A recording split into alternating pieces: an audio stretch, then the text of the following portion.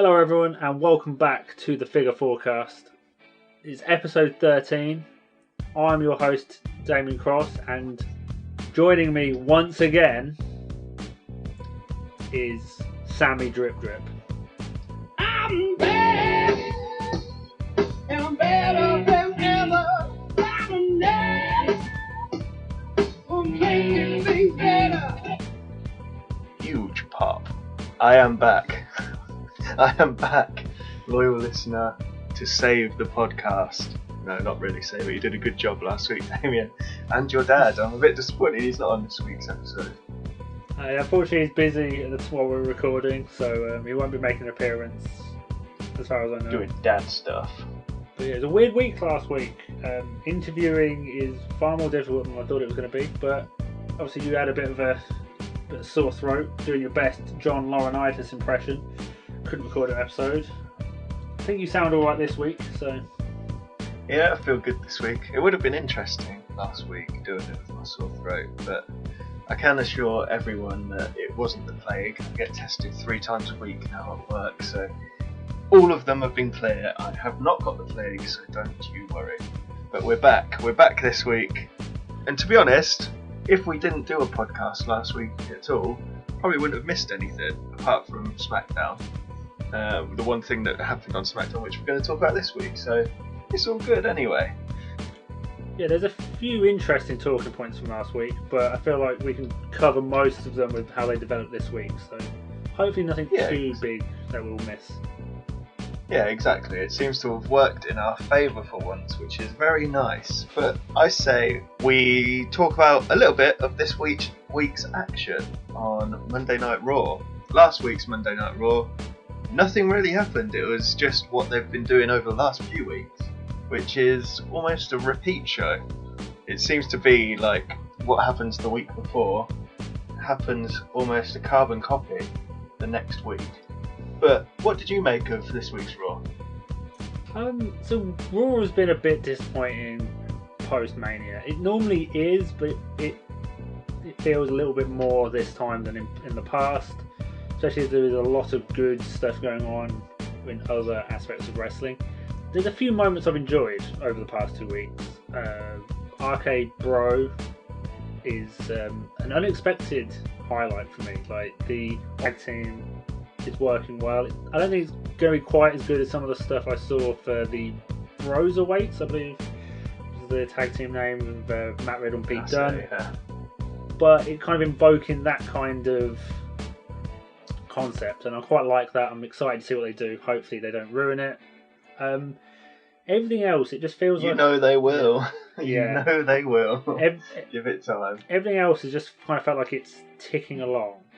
Like, there's not a lot of progression. Obviously we've seen some of the WrestleMania Backlash matches be changed to triple threats, which is intriguing because that opens up a little bit more that you can do in the match in terms of protecting champions or challenges and stuff like that. But it's just one of those things when the bad stuff hasn't been terrible from my perspective. You can disagree, but the good stuff hasn't been very good either. It's all been a bit too flat, and that just kind of makes everything seem bad. It's been a very neutral couple of weeks for me on watching Raw. So Yeah, this week's Raw, it had interesting moments, shall we say, and some banter. But let's go to one bit that I really want to talk about. Omos and AJ Styles are back, and they have been away partying since their title win at WrestleMania. I guess we can believe that, but yeah. Well, let's go with that. You could have a party in the Performance Centre. Yeah, you could indeed. Maybe COVID was having a party, but let's move on.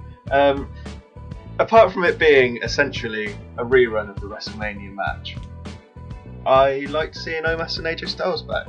I like AJ Styles. He seems to make this awful material into the best possible version that it can be.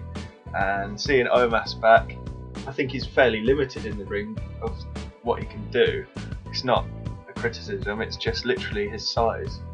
Like, he's not going to be diving across the ring or whatever. But I like the dynamic between them, and they definitely add something to Monday Night Raw. Yeah, the charismatic mouthpiece and the enforcer role, it's something we've seen a lot over the years, but wrestling companies keep going back to it because it works, and it's not the best example we've ever seen of it, but it's working.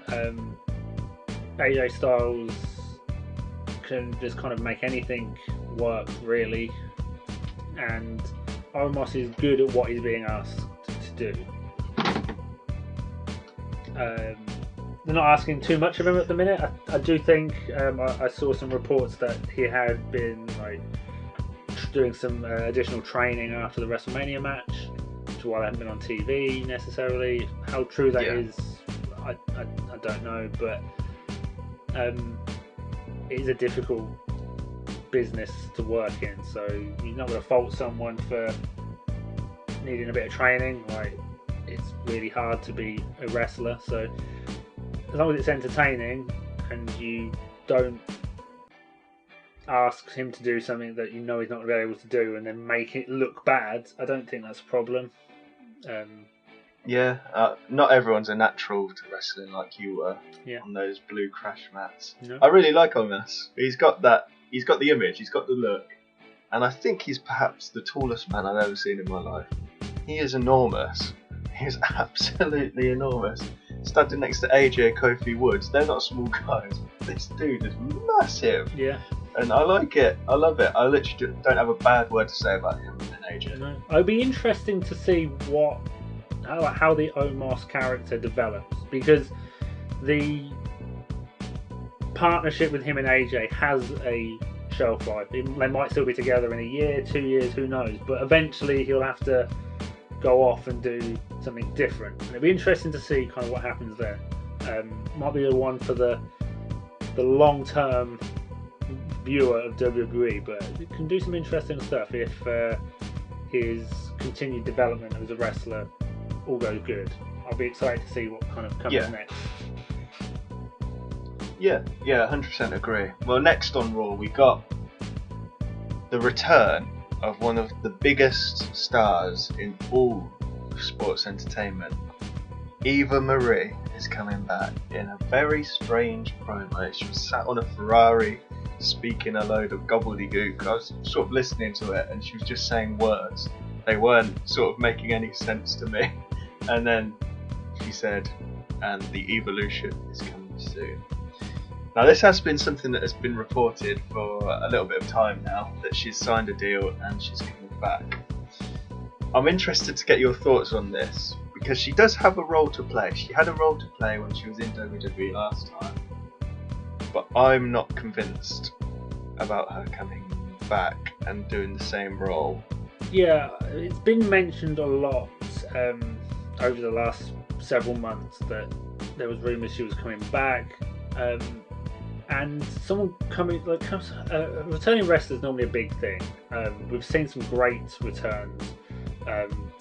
Drew McIntyre is a prime example of that. He left. He was part of three-man band or whatever. He was a joke character, barely getting TV time. He went away. He trained. He went and cut his teeth. Is that the right phrase?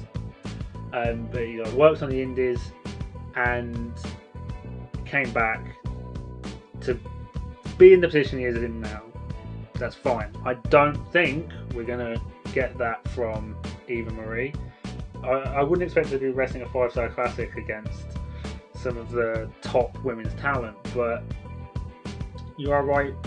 She did have a place on the roster. For me, especially in the wake of the releases, I'm not on board with it. I feel that what the wrestlers they got rid of had a more important place than Eva Marie is. But I will hold out and see what they do with her before giving kind of like judgment on it.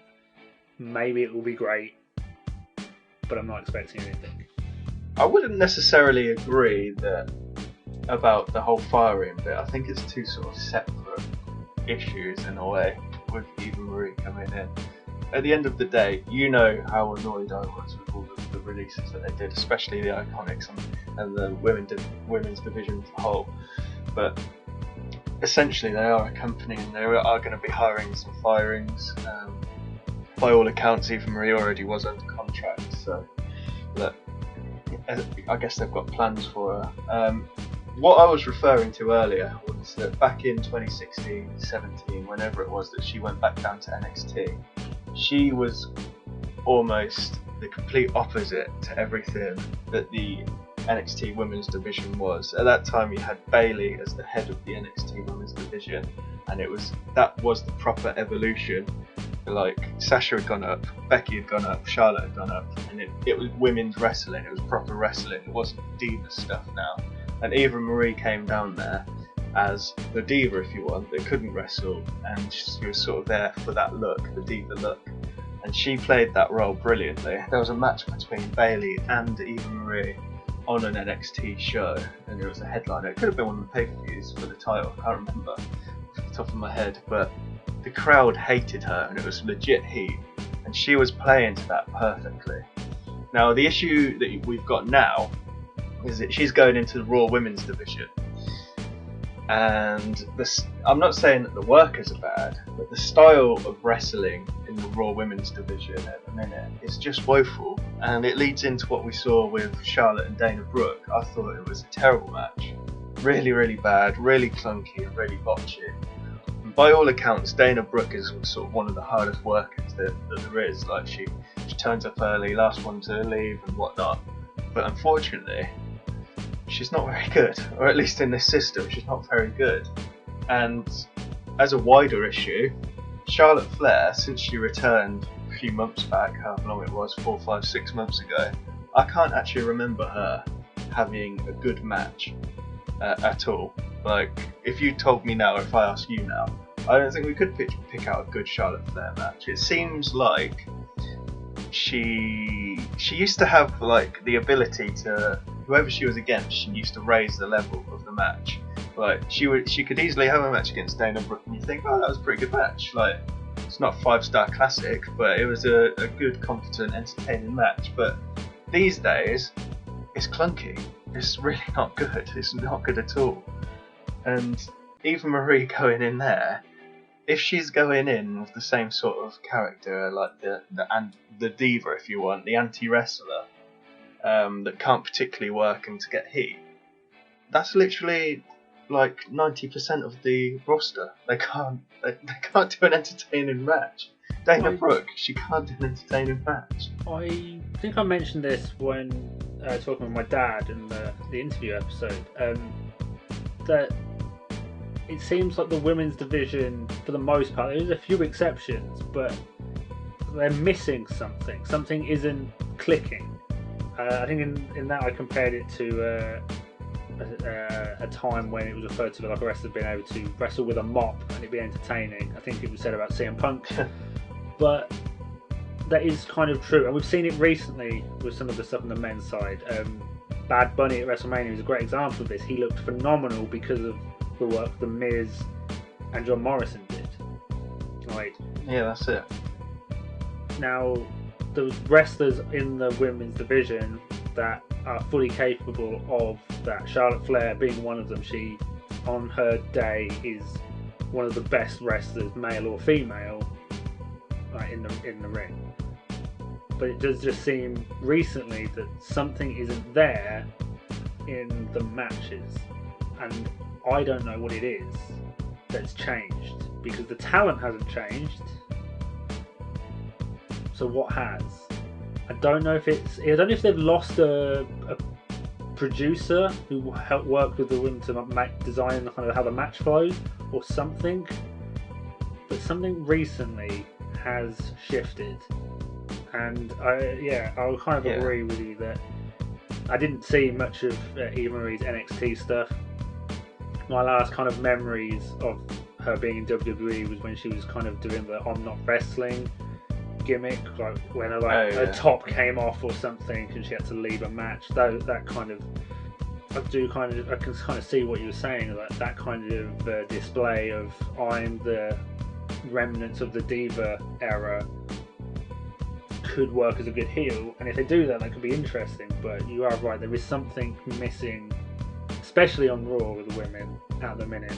Very talented, mostly you'd consider them good wrestlers, or at least good character wrestlers, but something is missing. And as a viewer, 100%. I don't know what it is. Maybe if you watch it as a wrestler, you'd be like, oh yeah, it must be this, but I couldn't figure out why wrestlers aren't having good matches. Are they not being given the time, and they're not given the instructions and the help to produce these matches? I mean,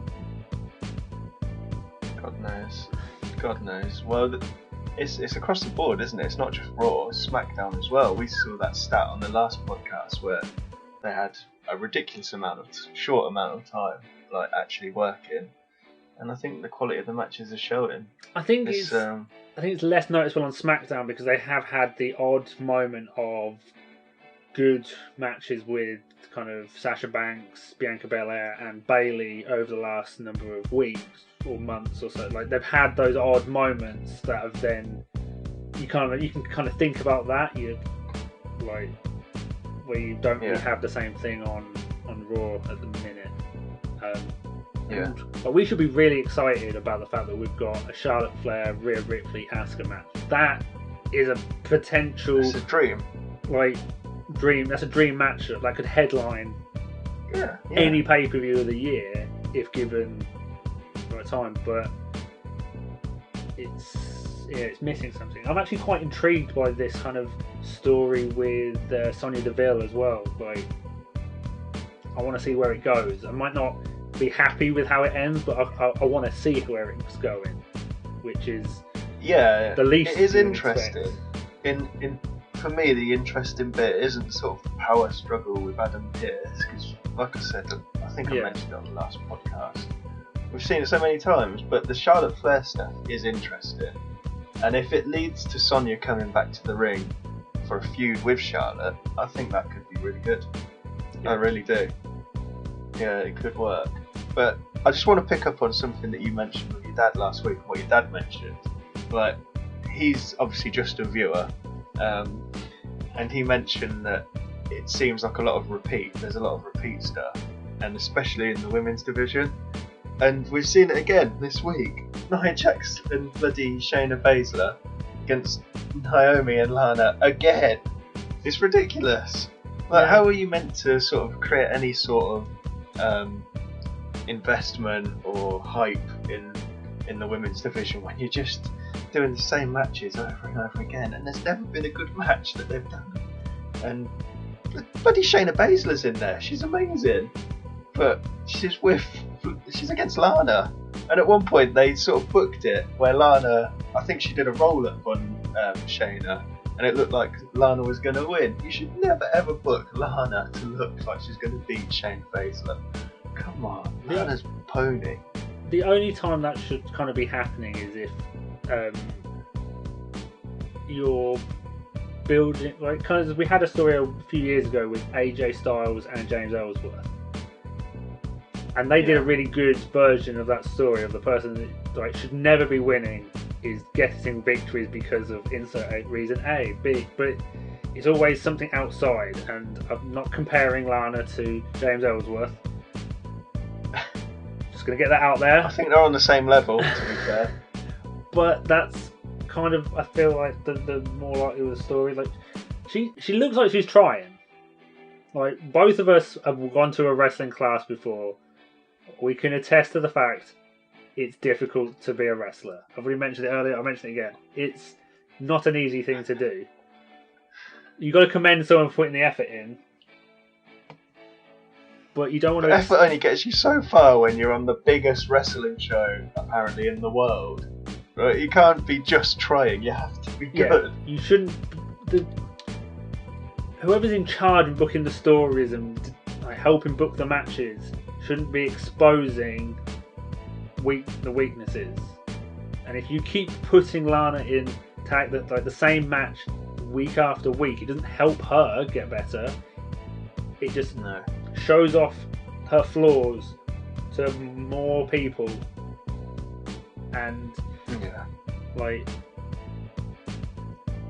she's got an interesting character. Like, Does she? just in the fact that because she's not the typical wrestling style, like it's something different. You can tell a story about her and that. Here's my thought: that WWE made a mistake of introducing the NXT Women's Tag Titles, because I think main roster WWE needs some time away from those titles. Yeah. And they could have gone down to NXT for a while. They could have feuded with them a little bit, done all the stuff they're doing with the titles, which from some of the stuff I've seen looks pretty good, and allowed the women's wrestling scene on the main rosters to kind of settle and reset. Like, there is a few points. The main event scene is not too much of a problem, but it is dangerously close to running into a problem of no one's coming up to meet them. Like, Well, the thing is that WWE as a whole doesn't really have a women's tag team division. It's just individuals put together, yeah, like Naomi and Lana. They've been together for a while, but what's their motive for being together? There's no motive. They've just shoved together. NXT do it a little bit better, but like you say, they do. I don't understand why they introduced the tag team titles down there. I completely agree with you. It would be amazing. Get I think Indy Hartwell and Candice LeRae just won it, and they're in. They won it this week, the NXT tag divisions, and they're in the way with Johnny Gargano and Austin Theory. So they're a faction. They're together. They're a proper team, and they're winning titles. Why not have them just win the proper women's titles? Yeah, like you say, it's just a mess. It really is a mess, with little logic whatsoever. yeah, it needs a restart. But obviously WWE don't do restarts, so I don't know how you book your way out of this. Yeah, I don't know. I feel like we could talk about this for hours and hours. Yeah, so we've talked about let's move on anyway. Let's move on to another absolute travesty that happened on this week's Monday Night Raw. A wrestler with one of the longest undefeated streaks in all of WWE lost it this week on his debut on Monday Night Raw as well. Magic Mansoor, distant relative of Magic Mike, challenged Sheamus for a match on Raw, and he lost. He lost his undefeated streak. It's something like 50 matches that he was undefeated, and he lost on his debut. Poor bloke. It's one of those weird ones because I don't know what show has he been on. Has he been on NXT? The last show that I saw him on was one of the Saudi shows. He's always on the Saudi shows where he beat Dolph Ziggler, he beat Cesaro. He looks amazing in those matches because he's working with Dolph Ziggler, Cesaro. Like, Lana would look good working against them. I would look good working against them. Oh, okay. You'd look small working against them. I'm gonna have to check after this podcast about some height comparisons. It was more muscular I was referring to.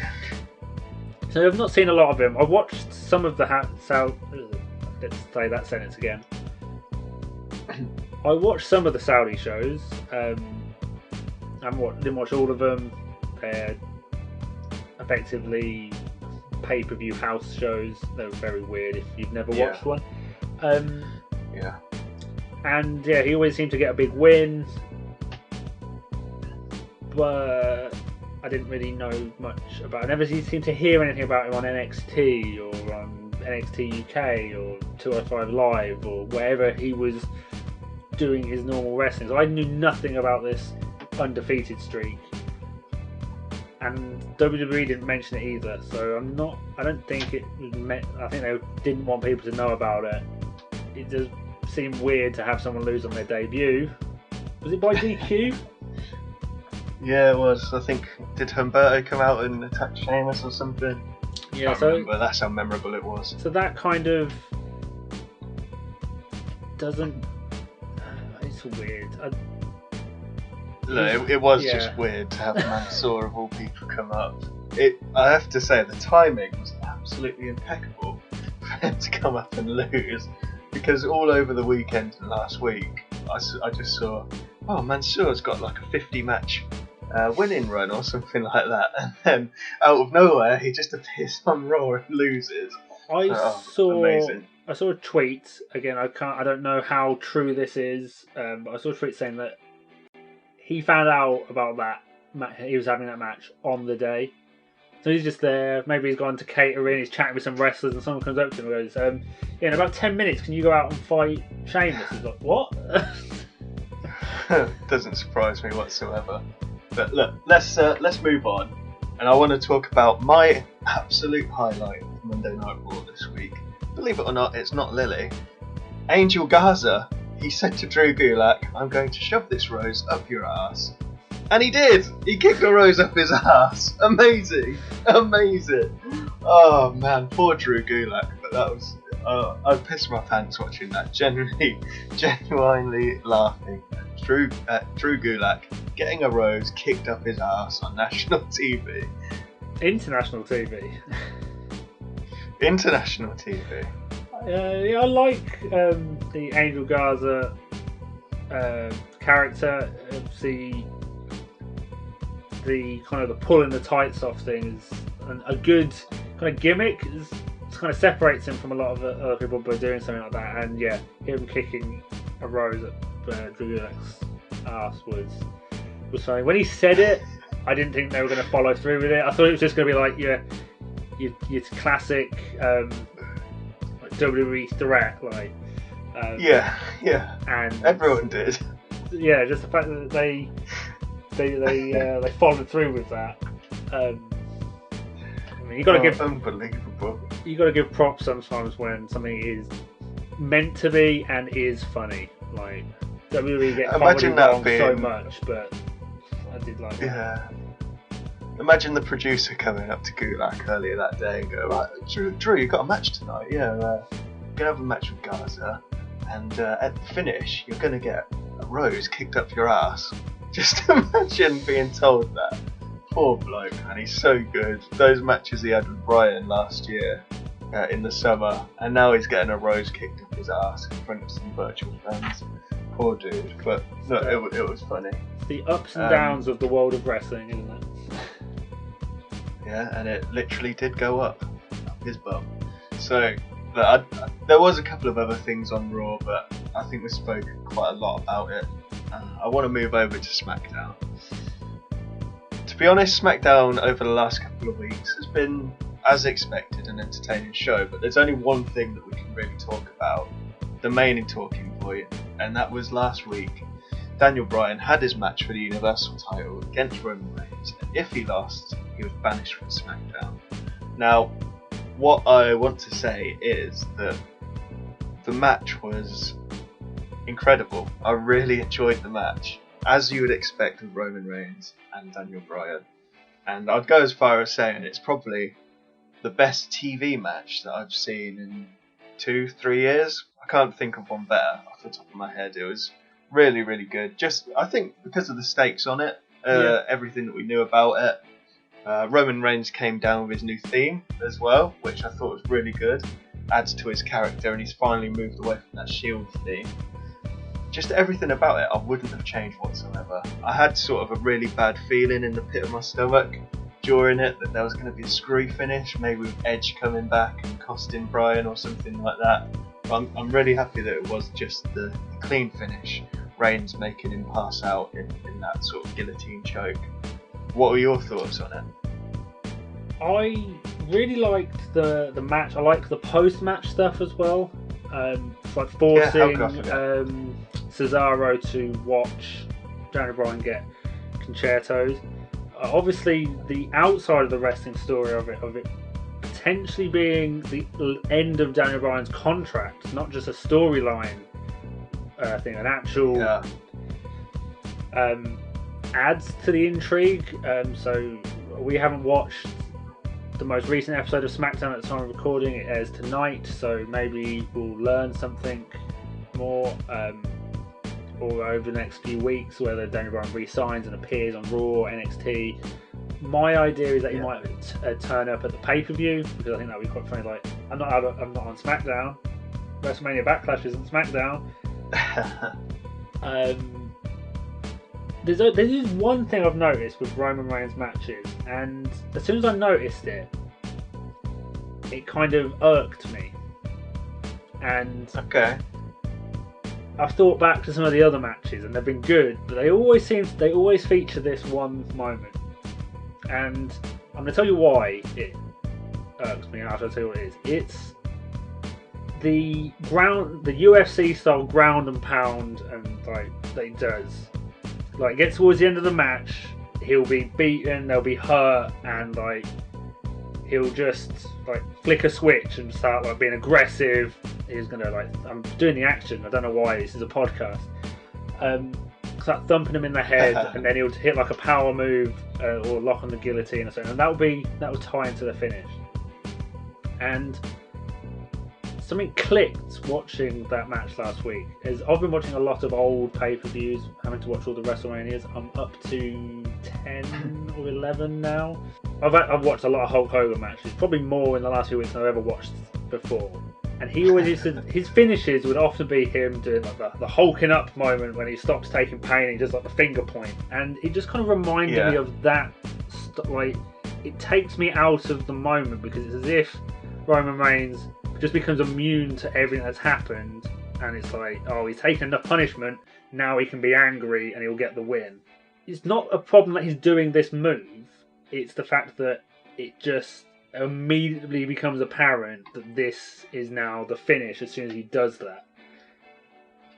And now I've mentioned it, you watch some Roman Reigns matches since he's been this tribal chief, you'll see it. That's what he does, this kind of aggressive ground and pound is kind of like his build up to the finish. And people criticised Hogan for the John Cena for the shoulder tackle, 5-knuckle shuffle, attitude adjustment.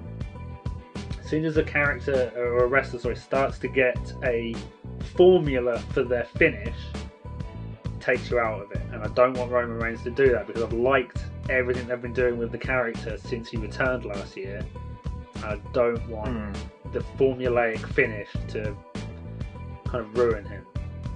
WWE have tried everything they can do to ruin Roman Reigns since he left the Shield. They've finally started to get him right. Don't make a mistake like this. I don't know if anyone else has picked up on it. I'm sure other people will have, but it just clicked for me last week. I was fully thinking Daniel Bryan was about to win during that segment. Like, I was like, oh my god, like, they're going to do it? Like, that doesn't make sense. Why would you have Bryan win on SmackDown? But at the same time, if he doesn't, he's leaving. And then that happened, and it clicked.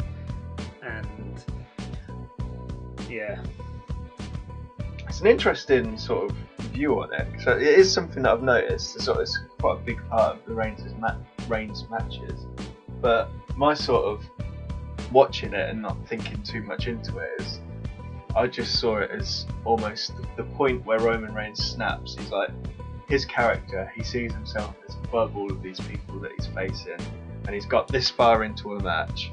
He's sort of taking quite a lot of punishment, and he just gets pissed off. He just snaps, can't control his rage, and he's just laying into him. That's sort of what I think they're trying to portray, and what I'm sort of viewing it as, to me. So I don't necessarily see it the same way as you. I don't think it's that big of a problem. Have you played any of the recent WWE video games? Thankfully not, no. Because they've added like some traits that wrestlers can have, and you activate it, and one of them is like it's called like Second Wind or something. And one of the ones for the created wrestler, because they're a bit more generic, is you'll be on the floor, you'll press it, and he'll like slam his hands on the floor and stand up, and it's like you've got like a burst of energy. And that's what kind of, you see it a lot in wrestling sometimes, when someone will be really hurt, and then they'll be like, my finisher's a 450 off the top rope, and all of a sudden they'll have like perfect energy, because obviously it's scripted. They're not really on the verge of their ankle breaking, and they need to be fully mobile to do this. And it just kind of takes me out, and it's not that bad for Roman Reigns, but it was just enough that I noticed it, and I don't want it to develop it into something more. I can see where you're coming from, but I don't think it's necessarily the same. I think some wrestlers, you can see that they're either green or they're just not very good, where they sort of take a move and then they get their offense and then completely no sells the move that they've just taken. I feel like Roman still sells. He sort of sells pain, like he might hold the ribs or something like that when he's still getting offense in. He's sort of moving a little bit slower, a bit more as if he's sort of been taking punishment. So it's not necessarily a worry that I've got. No, but I mean, I want to just talk a little bit about Bryan. First of all, what you said, he has that magic that makes you believe that he's going to win a match that you know he's absolutely not going to win, and he did it again. It's like Brock Lesnar a few years back, Roman Reigns at Fastlane a few years even before that. He's just so good, and if it is the end of him as an in-ring performer, as you mentioned, his contract's up. As we're led to believe from the news this week, his contract ended after that match in real life, and he hasn't re-signed. So if it is the end of him as an in-ring performer, it's given us some hell of memories. Really good memories, really good matches, and without a doubt, it's a great way to go out. Without a doubt, had a Hall of Fame worthy career. I hope 100%. he does re-sign for somewhere. It doesn't necessarily have to be WWE, but I hope he can have a nice kind of. He wanted to become more of a part-time wrestler, but I hope he can transition into do that. Become a bit more of a spectacle wrestler, maybe, either for WWE or another promotion, and go out on some high matches. Maybe pop up every so often for a little story. But we'll have an amazing run for Daniel Bryan. I'm going to get it wrong, but I can't remember which one it specifically was now that WWE have stopped referencing the numbers so much, but his win at WrestleMania over Batista and Randy Orton. I think it was 30. I think. Since they dropped the numbers from the marketing, it started to get a bit more difficult to remember. Yeah, it's tricky, isn't it? But that moment and the entire build of that story was such a highlight as a wrestling fan.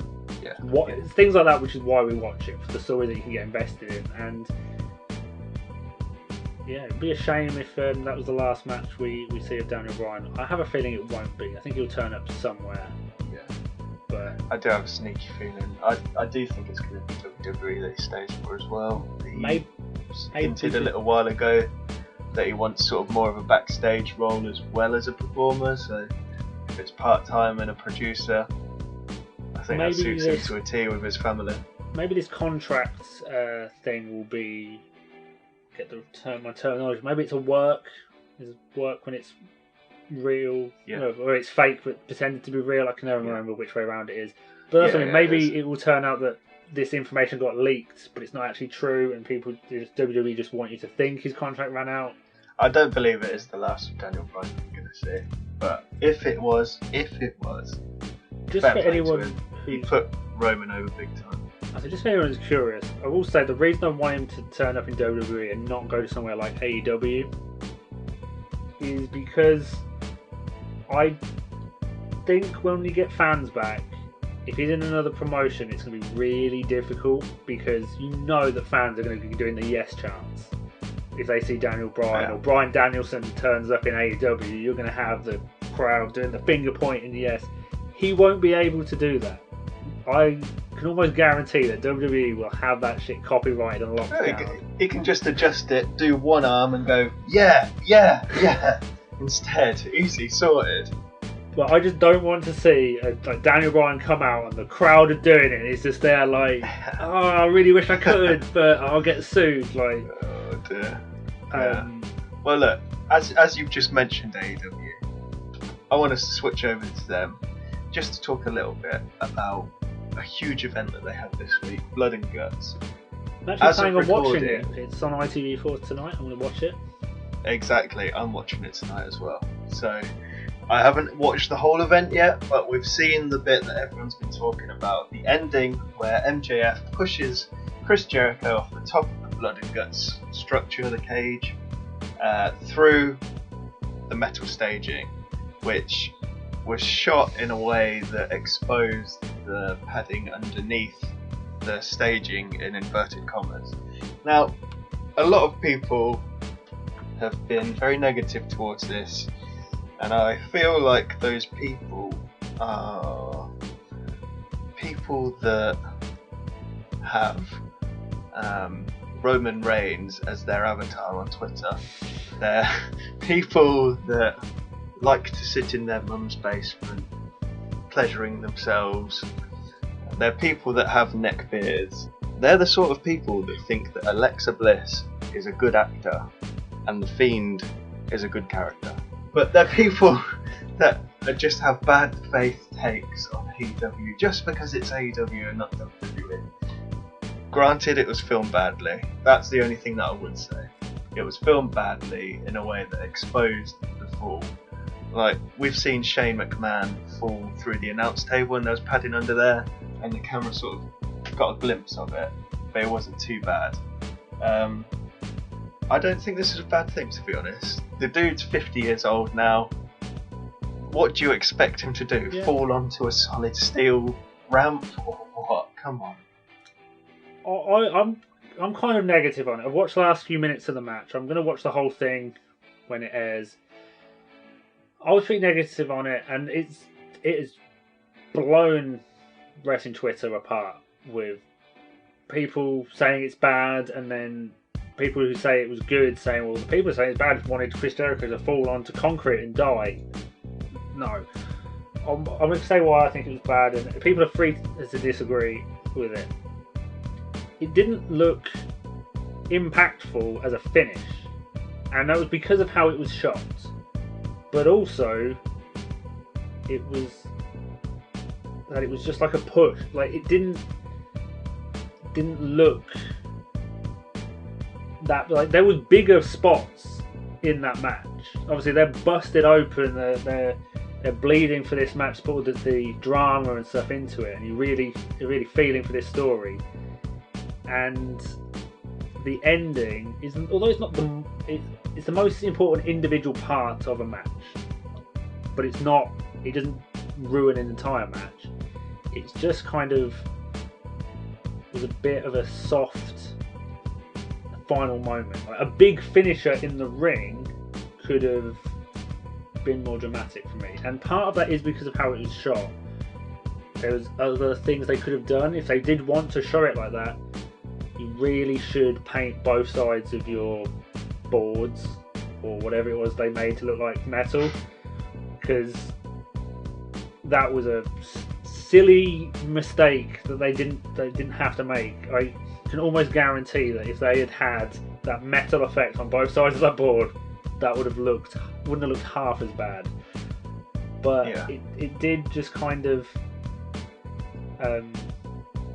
expose it a little bit. And I saw someone on Twitter suggesting all they had to do was film it from a lower angle.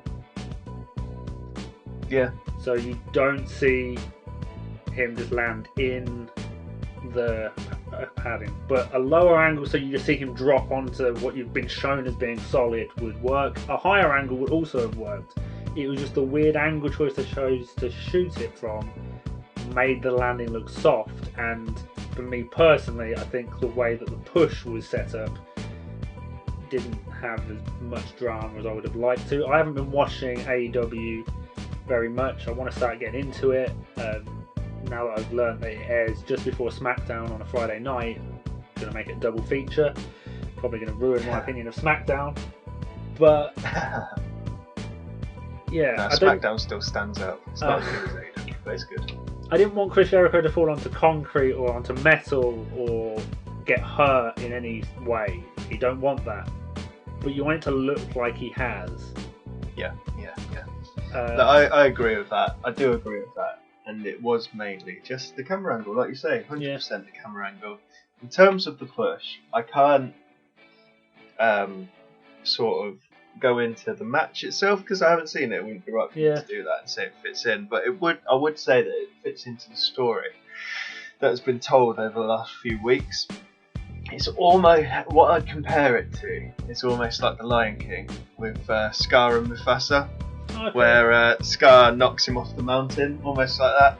MJF has been going on about how he's going to take Chris Jericho's spot. Is the story. MJF was in the Inner Circle, tried to. I showed you the clip. I followed it a little bit. Take over the Inner Circle. Chris Jericho sort of outwitted him, but then there was the double turn, and MJF had the pinnacle to attack. So that's what I saw it as. So I didn't have any sort of qualms about the push. It was literally just the camera. I think AEW have sort of got themselves the goodwill, certainly in my eyes and a lot of other people's, to get away with it. Yes, they had the explosion botch a little while ago, but the show as a whole has been of such a good storytelling level, especially this story, over the last few weeks, that I can look past it in a way, because it literally was just the camera angle, like you say. Even if they shot it almost sort of through the side of the cage, just you see Jericho coming down, it would have just made it look so much better. I do want to just talk about MJF a little bit, because I think he is absolutely incredible, both on the mic and in the ring. He is the best sort of all-rounded wrestler that I think there's been since The Rock. At his age, he's just incredible. God, makes me feel old. He's only been doing it, I think, 4 years or something ridiculous like that. You see some of these other wrestlers that have been doing it sort of 10, 15 years that don't have a patch on him. He's awesome, and I'm so glad that there's a company like AEW that give him the creative freedom that he's got, and he doesn't have to read from the script, because it's just so good to watch. It's so good to watch a proper heel. Yeah, I haven't seen a lot of MJF. I've seen the odd big highlight that kind of makes wrestling news. That as a kind of seal of approval of his kind of the best since The Rock sounds a bit out there for me, but I'm willing to give it the chance. I want to watch it tonight. I want to try and get into it. I'll go with that. Being able to be given the chance is the best thing about promotion like AEW being there. I really like the WWE way of doing things. I like their production and things like that. Even when it's bad, there's something comforting about watching WWE for me, if that makes sense.